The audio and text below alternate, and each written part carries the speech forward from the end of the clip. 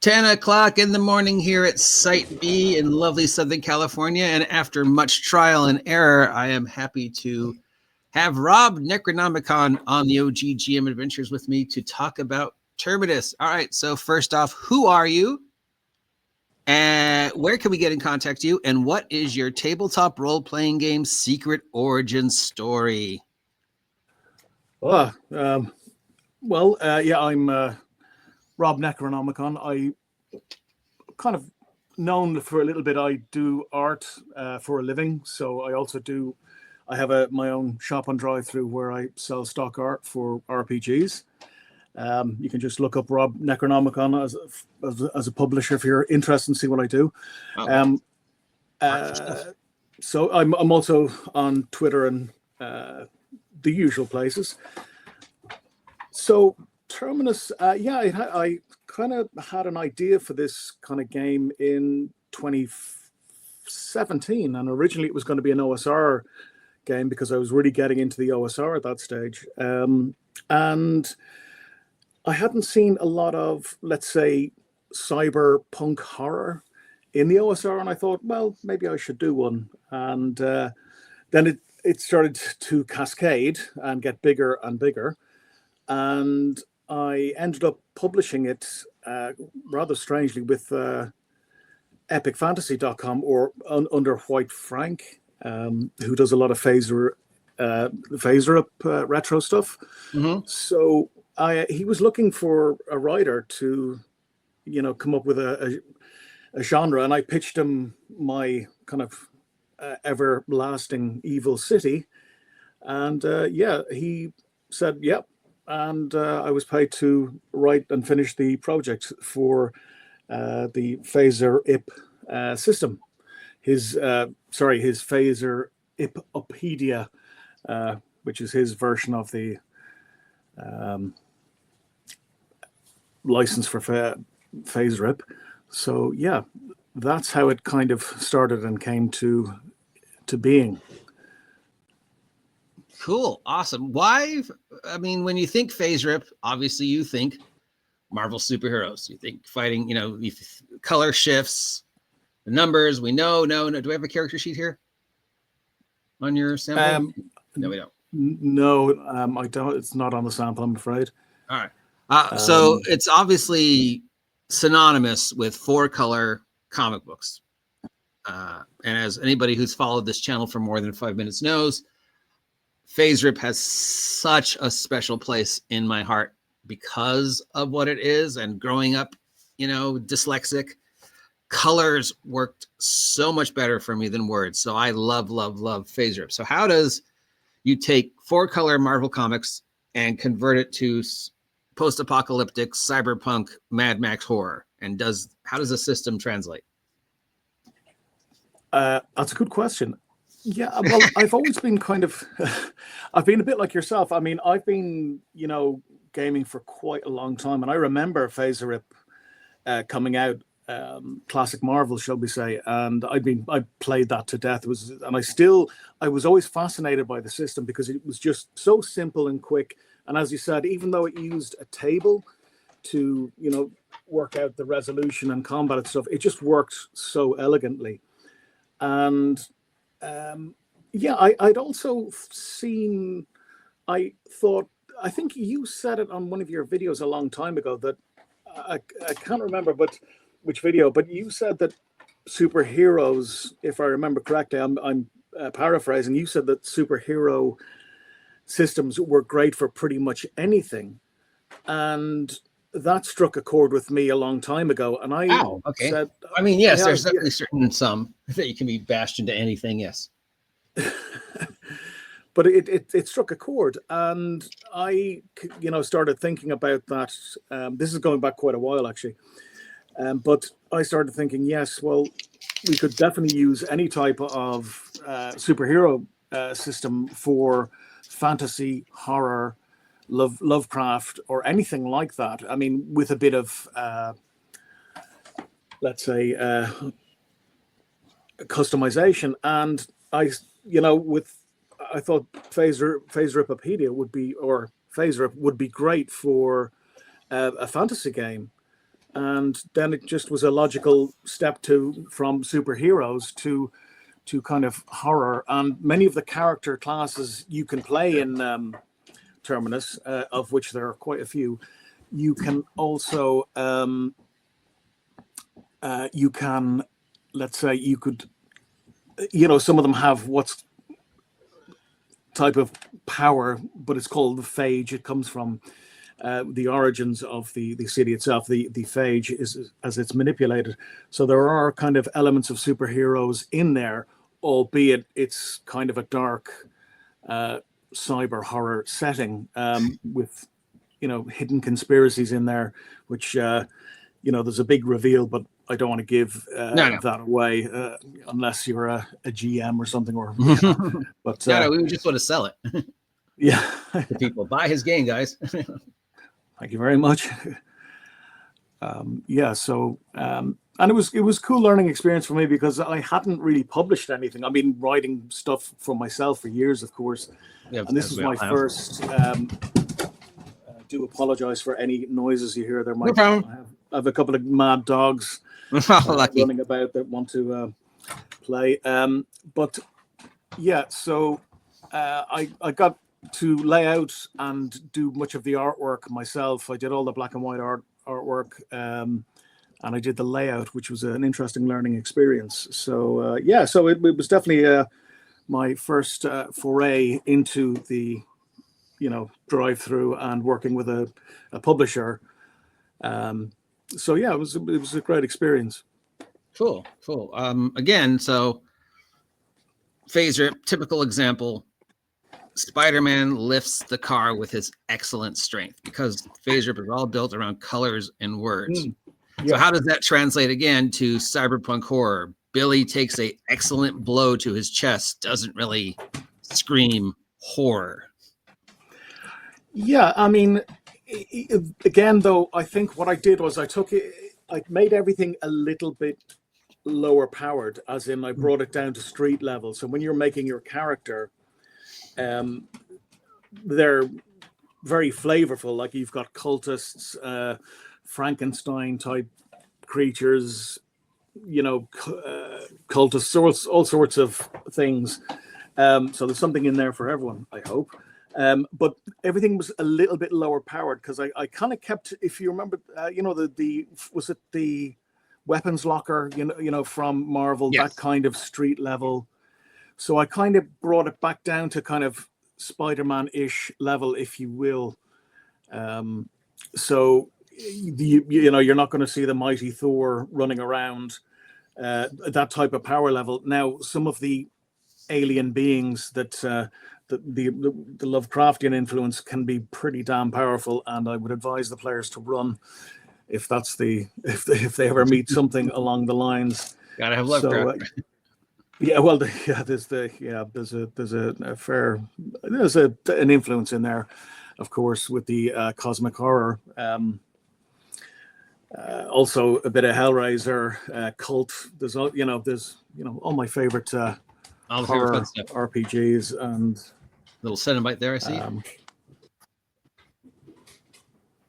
I think you're thought about working with, since it is sort of more body horror and stuff like that, have you thought about working with Miguel and Sylvia over at the Red Room? Because, body horror is their big thing. Or have you already had a chance to work with them? Well, I've not had a chance to do any writing with them or for them, but I've done quite a lot of artwork for them. Okay. Very recently, I did a good chunk of the New Flesh. All right, cool. I mean, your stuff, artwork, so that was cool. The stuff just seems perfect for them. As my former publishers, I always got to look out for them. Oh, no, they're great, nice folks. Yes. Great. So it is. Tell us, what is the Eversprawl of Terminus? It's sort of a dark city, never-ending cesspit. What is it? What is its inspiration? Yeah, it's kind of, without giving too much away. Basically, it is a gigantic city set somewhere. It's partially futuristic, so it does have kind of elements of cyberpunk, but it's also very much its own thing. So I've done quite a lot of world building, and I've tried to bring in some of my own kind of influences.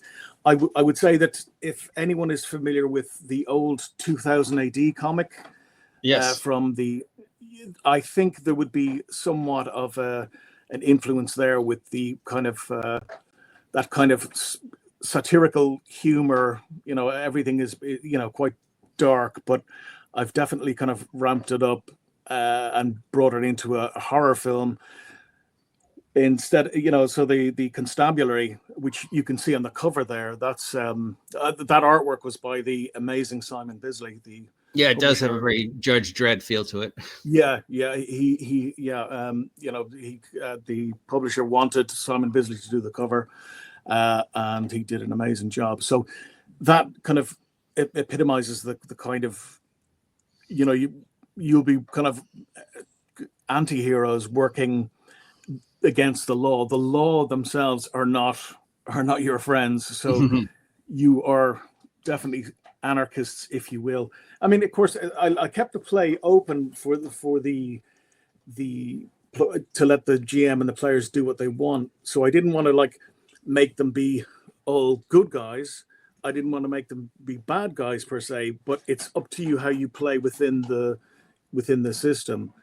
And because I always like that free form play, but yet at the same time I don't like kind of, you know, people, or sorry, publishers wagging their finger at you and saying, oh, you must play a goodly knight in a, you know.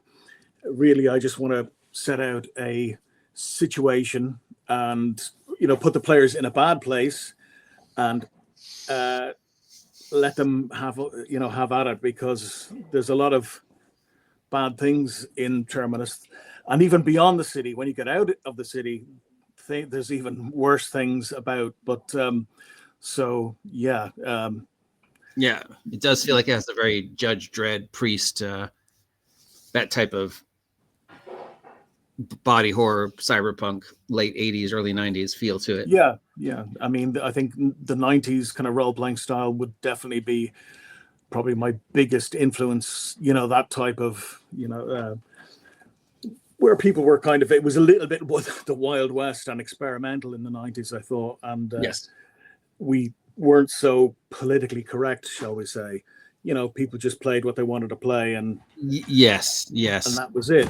There was no kind of, dare I say, the modern sensibilities that try to, you know, not saying that that's all bad or anything, but, you know, there's definitely a kind of a pushback to try and make games a little bit more Saturday morning cartoon, which is fine if that's what you wanted to do. But I also wanted, with Terminus, I wanted to say, well, hey, you don't have to do that. You can do whatever you want. You know, it's up to you how to play it. But, you know, I wanted to give people the freedom to do what they wanted. Cool. I just had a question. So you use the same stats as classic favorite, fighting, agility. So how does one make it? How does one make a Terminus character? What kind of character types? I wake up in the morning in Terminus. Who am I? What am I? And you decided to, well, yeah. I'll go to my copy of Terminus, which is So I mean, you basically have a rather large. So I'm just going to the. Here we go.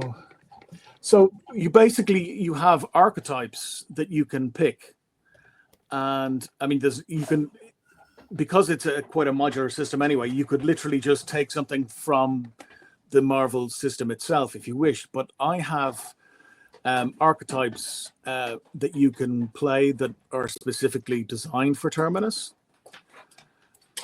Oh yeah, great site, Classic Marvel forever.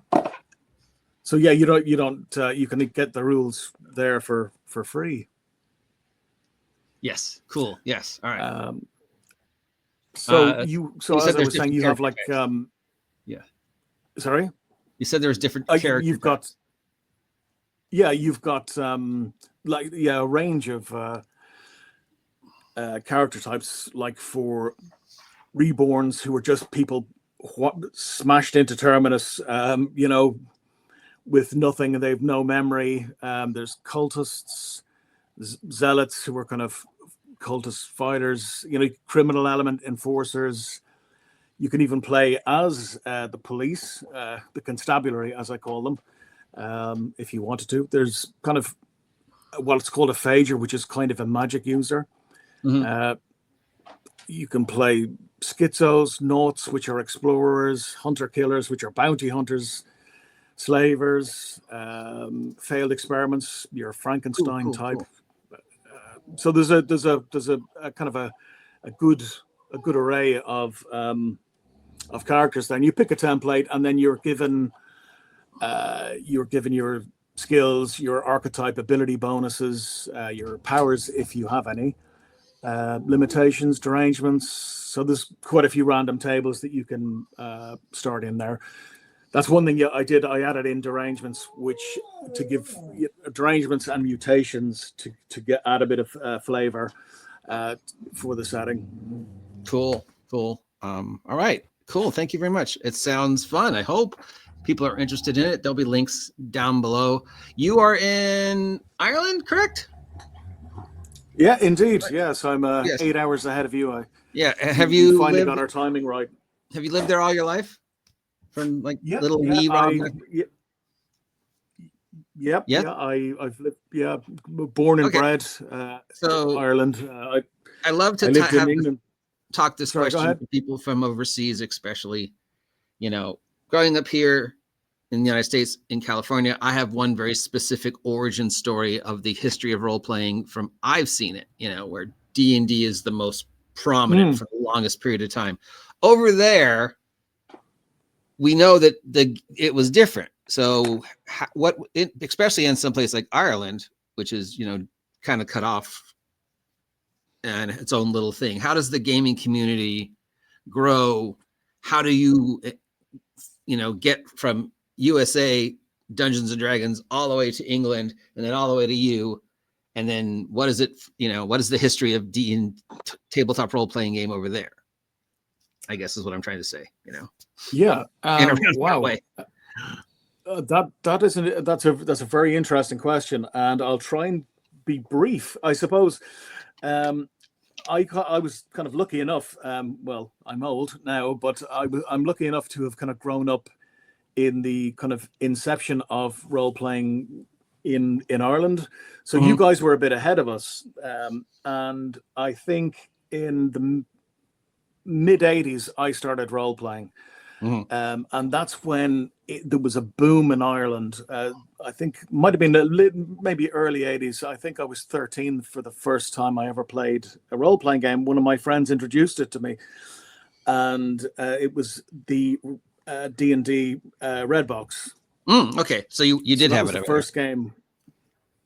Yeah, okay. So that was the first game I ever played, and we played that a lot, to say the least. We but interestingly enough, there was a very big influence from the UK, obviously being so close. So we had the Games Workshop when they were, going through their golden age of role-playing games, when they were releasing, like Golden Heroes. They just released so much, and that came over to us. So while there was the American influence, obviously with Beckmay and AD&D, we also had Warhammer Fantasy Roleplay, which was pretty big over here as well. Yeah, that is kind of your guys' baby that we've stolen. Yes.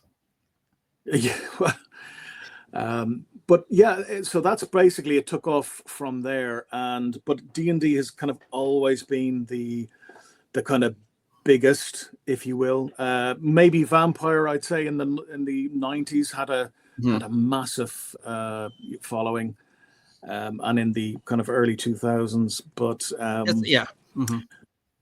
it's always interesting to hear, how it translated and how like stuff from there translated to here, because like there's people in Japan never knew what D&D was. It was Call of Cthulhu for years over there. There's people over there in Europe who started with Warhammer, started with the Dark Eye. Sweden, they had Dragons and Demons, which became Dragonbane. you know, and then I saw D&D later, and this was first. So it's always interesting to hear how D&D spread away from here, especially since in California, our, you know, tabletop role-playing gaming experience is very unique. And when I tried to talk about it with other people, they're like, I don't remember that happening. So you guys got, it sounds like you got D&D about 8 years after we did. If you were just seeing it in I mean, I'm sure that, you know, there was a few people playing it before then, of course, but basically it exploded when I was in, when I had just got into, I think you guys call it high school. We call it secondary school. Yes. I think I was 12 or 13, and there was just a massive explosion of the miniature, you know, figures. And role playing, of course, came along with that. And then, you know, you had Warhammer Battle as well, which I never really got into the war game side of things. I was always into the role playing. But yeah, with the minis along came the massive explosion of role playing as well. Cool. So that was cool. But then, of course, it dwindled, unfortunately. But c'est la vie. The world changed. We got locked inside for a long time, and now we're outside again, and it's just, you know, getting expensive. Yeah, it is indeed. Yeah. The industry's changed. Did you kickstart Terminus, or did you just go straight to drive through? Well, yeah, no. As I said, I pitched my idea to Jonathan, and sorry, that's my dog. No problem. Away because he wants attention. I understand. Yeah. So yeah. I pitched my idea, and he basically, you know, funded the whole thing. So he paid my fee, and he obviously paid Simon Bisley as well, and so we didn't even do a Kickstarter. Just went from there, and when it was finished, we just released it on drive-through, and there it was. And drive-through is the only place we can get it. Yeah, for now anyway. I think for the foreseeable future, it's you can buy it through White Frank, as you can see there. Again, like you, it'll work with any FASERIP clone anyway. So, and even if you don't want to buy FASERIPopedia, which is also from White Frank, which I highly recommend, but you can also just get Classic Marvel Forever, and it'll work perfectly. Awesome. Is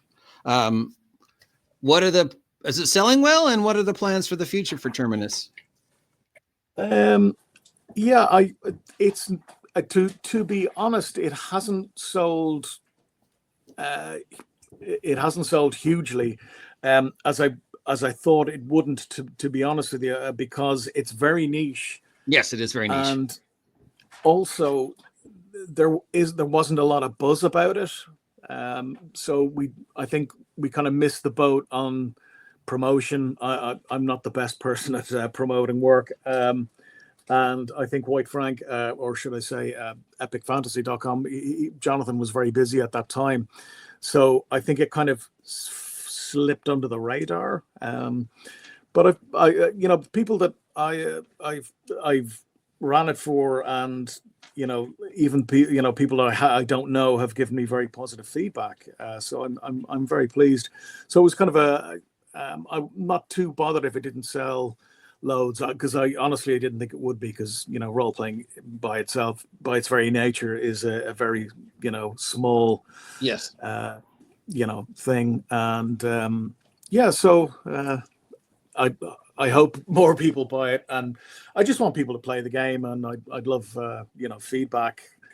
And the future of Terminus, I have a few more source books that I have planned, and adventures I'd like to release for it. Yes. To expand the setting, even though the setting itself is pretty expansive, because it's like 268 pages. So I put a lot of work into it, and so there'll be more down the line. I hope, if all goes according to plan. We can only hope. I mean, we all want everybody out there to be successful, right? We want everybody to be the next $1 million Shadowdark. Yeah, I know we all can't, but I want, it's yeah. I mean, I was very delighted to Pollyanna of see. me to hope that it happens, but obviously, Yeah. But I mean, I was delighted to see Shadowdark do so well for Kelsey. yes, I love her. That was fantastic. She deserved every bit of it. Cool, thank you. Anything else you want to tell us? As I said, I'm always happy to get into drawing for people. Oh, yes, we'll post a link to your art. Yes, definitely. Yeah. That's on drive-thru as well. It is just if you put Rob Necronomicon publisher, Rob Necronom, you'll find I've got quite a lot of stock art there. Awesome. No AI, all hand drawn. Love me some art. Which is cool. And I'm working on a new game with my girlfriend. Oh, cool. So again, we're thinking it'll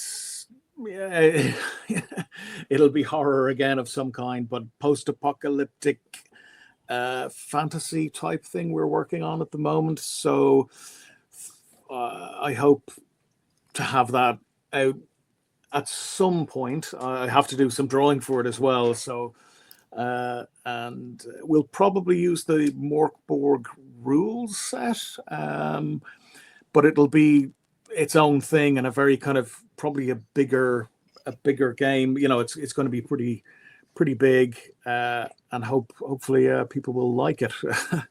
Well, yes, but I mean the Morkborg adjacent games have done way better than Morkborg, so yes. Well, it's. I think. I mean, I don't know if we'll kickstart it. I mean, I might try. I'm not, as I said, I'm not very adroit at these the concepts of Kickstarters and stuff.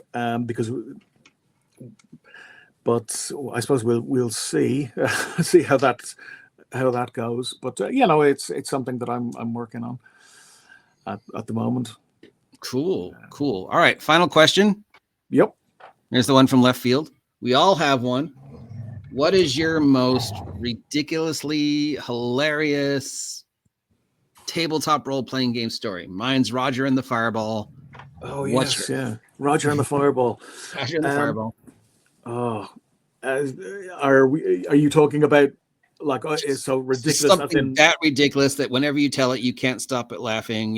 Just the one that sticks out. Oh God! If you don't have one, that's fine. But I like to always throw in a ringer. I'm trying to think. There's quite a few crazy stories. Well, I will.